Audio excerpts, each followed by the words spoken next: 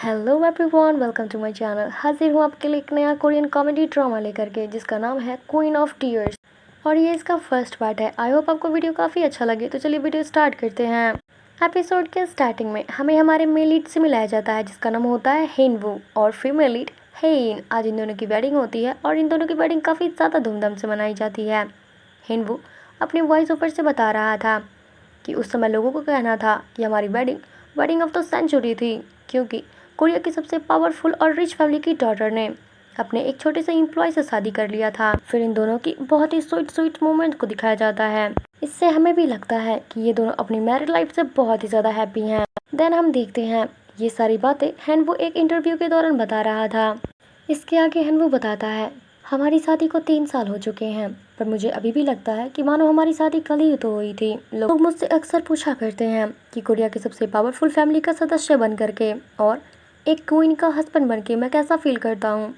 सच बताऊँ तो मैं अपने आप को काफ़ी ज़्यादा लकी समझता हूँ, क्योंकि मेरी शादी ऐसी लड़की से हुई जिसको मैं पसंद करता था और वो मेरी वाइफ है। मैं उसके साथ बहुत खुश हूँ। एक तरफ हेन का भी इंटरव्यू हो रहा था और वो भी बताती है कि मुझे पता है हमारे बारे में काफ़ी सारे र्यूमर्स हैं और वो भी बताती है कि मुझे पता है लोग हमारे बारे में गॉसिप अभी भी करते हैं कि हेनवू ने मुझसे शादी सिर्फ मेरे पैसों के लिए किया है। र्यूमर्स इसीलिए फैलना स्टार्ट हुआ क्योंकि मैंने अपना फेस रिवील नहीं किया था, पर अब ये सारे र्यूमर्स बंद हो जाएंगे क्योंकि मैं अपना फेस रिवील कर रही हूँ। जिसके बाद इंटरव्यूअर्स भी चुप हो जाते हैं। इधर हेनवू से उसकी मैरिड लाइफ के बारे में पूछा जाता है तो बताता है, हम भी नॉर्मल कपल की तरह ही साथ सोते हैं, साथ खाते हैं, साथ काम करने के लिए जाते हैं और अपना ज़्यादा से ज़्यादा टाइम एक दूसरे के साथ बिताते हैं। इधर मगर इन रियलिटी ऐसा कुछ भी नहीं होता है। ये दोनों एक ही घर में रहते हैं, पर इन दोनों का कमरा अलग होता है। साथ खाते हैं पर काफ़ी डिस्टेंस पे खाते हैं। और रही ऑफिस की बात, तो इन दोनों का डिपार्टमेंट भी अलग है, जिसकी वजह से ये दोनों अलग अलग काम करते हैं। क्वींस ग्रुप की सीईओ है, वहीं दूसरी तरफ हेनवू लीगल डिपार्टमेंट का हेड है, यानी कि वो एक लॉयर है। ये सारी बताते हुए हेनवू का चेहरा भी उतर जाता है, मगर वो अपने चेहरे पर एक फेक स्माइल लेकर के लोगों को बताता है कि हम दोनों एक दूसरे के साथ बहुत खुश हैं। इधर इंटरव्यूअर हेन से पूछते हैं, आप अपनी पहली मुलाकात के बारे में बताइए। तो फिर 5 साल पहले जब मैं अब्रॉड से वापस आई थी, तो फिर क्वींस ग्रुप में एक नॉर्मल एम्प्लॉय की तरह काम कर रही थी, बिल्कुल एक अंडरकवर एजेंट की तरह, क्योंकि उस टाइम में किसी को भी मेरी आइडेंटिटी के बारे में पता नहीं था और मुझे उस टाइम में कोई काम भी नहीं आता था। यहाँ तक कि प्रिंटर मशीन को इस्तेमाल कैसे करते हैं मुझे ये भी नहीं पता था। तभी हेनवू मेरे पास आया था और मुझे समझाया और बताया, और जब भी मुझे कुछ समझ में नहीं आता वो मेरे पास आकर मुझे समझाता था। और उसके बिहेवियर को देख करके मुझे ज़्यादा टाइम नहीं लगा समझने में कि वो मुझे पसंद करता है, और उसकी फ्लर्टिंग स्टाइल ने मेरा भी दिल जीत लिया था। हेनवू को तो एक जेरोक्स मशीन में इस्तेमाल करना नहीं आ रहा था, जिसके बाद वो उसको लात मारती है, मगर तभी वहाँ पर हेनवू आता है और उसको बताता है कि इसको कैसे इस्तेमाल करते हैं। और जब भी उसको कोई चीज़ समझ में नहीं आता है वो उसके पास आकर बताता है। और इसी तरीके से कई बार हेनवू ने हेन की मदद की थी, जिसके बाद हेन को ज़्यादा टाइम नहीं लगा था समझने में कि हेनवू उसको पसंद करता है और मेरी मदद करने के बहाने मेरे साथ फ्लर्ट कर रहा है। दूसरी तरफ उसे भी उसकी पहली मुलाकात के बारे में पूछा जाता है, तो वो भी वही जेरोक्स मशीन से बात स्टार्ट करता है और वो बताता है उस प्रिंटर मशीन को काफ़ी ज़्यादा लात मार रही थी, जिसकी वजह से मशीन ख़राब हो सकता था। मैं उसके पास गया तो उसको बताया कि वो कैसे इस्तेमाल किया जाता है, पर बताते बिताते मुझे भी उसके लिए बहुत कुछ फील होने लगा था। उस टाइम में वो बस एक न्यू इंटर्न थी और उसे कुछ आता था, जिसकी वजह से मैनेजर उसको जब देखो डांटता रहता था और ये चीज़ मुझे उसको नहीं लगता था, और वो हर काम में ही गलतियाँ करती थी, जिसकी वजह से ऑफिस के लोग गॉसिप करना स्टार्ट कर देते थे।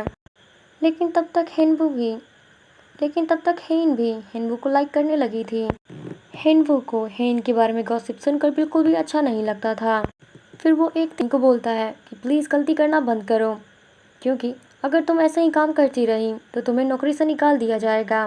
फिर हेन कहती है, मुझे कोई फ़र्क नहीं पड़ता। फिर हेनवू कहता है, देखो अगर तुम किसी दूसरी कंपनी में भी जाओगी और इसी तरह गलतियाँ करोगी से निकाल देंगी। हेन कुछ कहने जा नहीं रही होती है, तभी हेनवू कहता है, देखो तुम गलतियाँ करती हो तो फिर मैनेजर तुम्हें है तो मुझे बहुत तकलीफ़ होता है, मुझे तुम्हारी बहुत ज़्यादा फिक्र होती है। फिर हेन बोलती है, मैं डांट खाती हूँ तो तुम्हें क्यों बुरा फील होता है?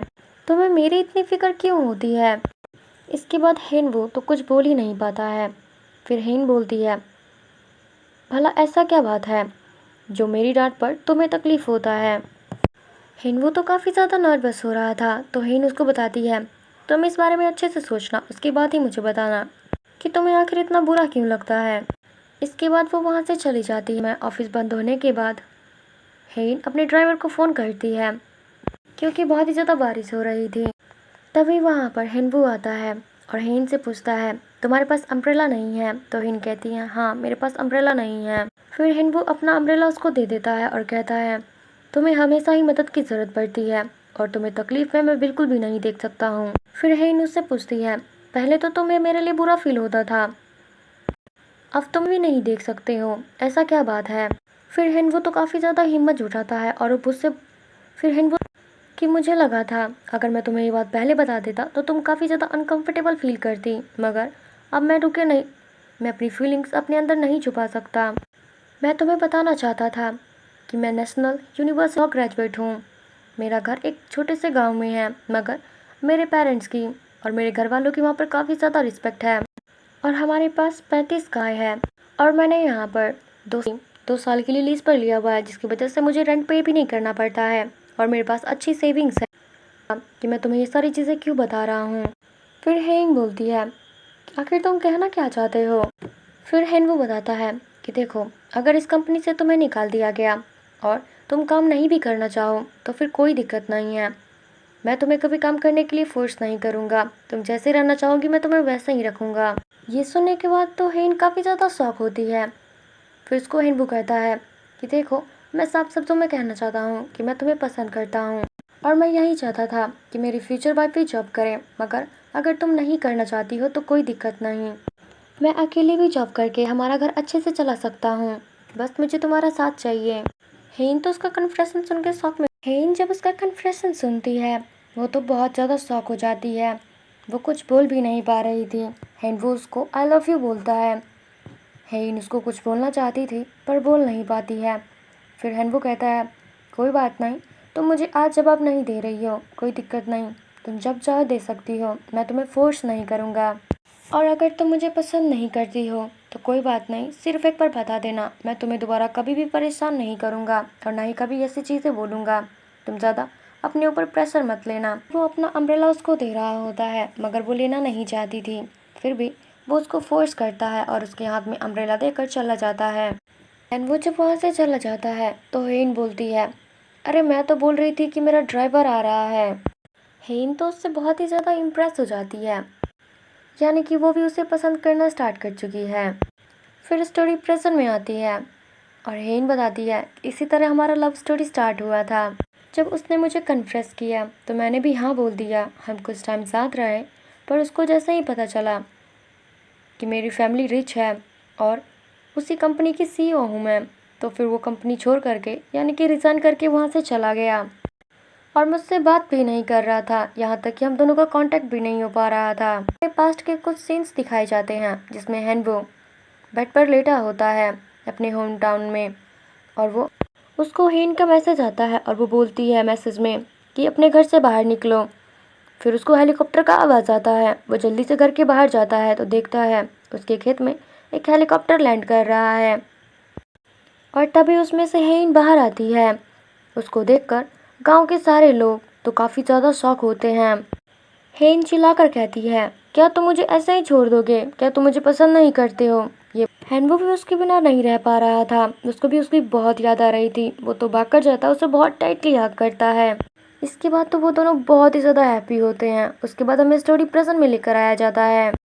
हेनवू बोलता है, उस दिन मुझे एहसास हुआ था कि मेरी वाइफ कोई लेडी नहीं बल्कि वो तो एंजल है।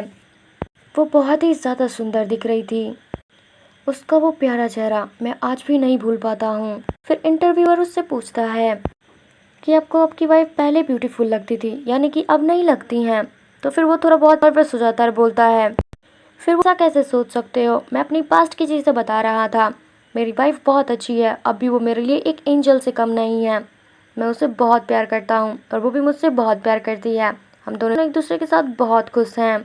वो बोलता है, हम जैसा पहले एक दूसरे को प्यार करते थे, हम दोनों एक दूसरे को अब भी वैसे ही प्यार करते हैं। 3 साल हो चुके हैं पर हम दोनों का प्यार एक दूसरे के लिए कम नहीं हुआ अभी तक। हिनवू के चेहरे को देखकर और उसकी बॉडी को देखकर तुम समझ सकते हैं कि वो बिल्कुल झूठ बोल रहा था। आखिर प्रॉब्लम क्या थी ये हमें आगे पता चलेगा। अगले ही सीन में हम देखते हैं एक फ्रेंड बाकी फ्रेंड्स को बताता है कि हिनवू हेन को डिवोर्स देना चाहता है और वो चाहता है कि हम सब में से कोई उसका अटर्नी बने ताकि वो डिवोर्स सेटलमेंट को पूरा कर सके। पर उन सब में से कोई वो करना नहीं चाहता था, यानी कि कोई भी क्वीन ग्रुप से पंगा लेना नहीं चाहता था क्योंकि वो जानते थे उसके बाद उनका हालत क्या होगा। दूसरी तरफ हेन को दिखाया जाता है जो अपनी असिस्टेंट से बात कर रही होती है और कहती है क्या मुझे 1 ट्रिलियन क्लब की और से कोई ग्रुप चैट आया है क्या, या फिर कोई मैसेज आया या फिर कॉल आया है। तो उसकी असिस्टेंट उसको बताती है कि मैम ऐसा पॉसिबल नहीं है अभी, क्योंकि हम सिर्फ 900 बिलियन का ही सेल कर पाते हैं, अभी ट्रिलियन होने में सिर्फ 100 बिलियन का ही फर्क है। और एक इंटरनेशनल ब्रांड है हर्ष चाइना करके, सिर्फ उन्हीं कंपनियों के साथ कोलैबोरेट करता है जिनकी सेल्स 1 ट्रिलियन से ज़्यादा होती हैं। डिसाइड करती है कि जिस ब्रांड का अच्छा सेल नहीं हो पा रहा है वो उन सारे ब्रांड्स को अपनी कंपनी की ओर से कट ऑफ कर देगी। इसके बाद वो तुरंत एक मीटिंग बुलाती है जहां से उसकी कंपनियों का वो सारा ब्रांड मिल जाता है जिसकी सेल बहुत ही कम हो रही थी। हेन कहती है जिस भी ब्रांड का सेल बहुत कम हो रहा है उसे तुरंत बंद करो। डायरेक्टर बोलते हैं कि देखिए हम ऐसा नहीं कर सकते क्योंकि हमने लीगल टीम से बात किया था और उनका कहना है कि हम डायरेक्ट किसी भी ब्रांड को बंद नहीं कर सकते हैं। फिर हेन कहती है ऐसा किसने कहा है, तो फिर वो बताते हैं कि मैम आपके हस्बैंड ने किया था, यानी कि हेनवू सर ने किया था। इसके बाद क्या था, हेन अपनी असिस्टेंट को उसके डिपार्टमेंट में भेजती है ताकि वो जल्दी से हेनवू को अपने पास बुला सके। उसकी असिस्टेंट उसके डिपार्टमेंट में जाती है और उसको बुलाती है। फिर हेनवू बोलता है कि देखो मैं अभी मीटिंग में हूँ, थोड़ी देर में आ जाता हूँ।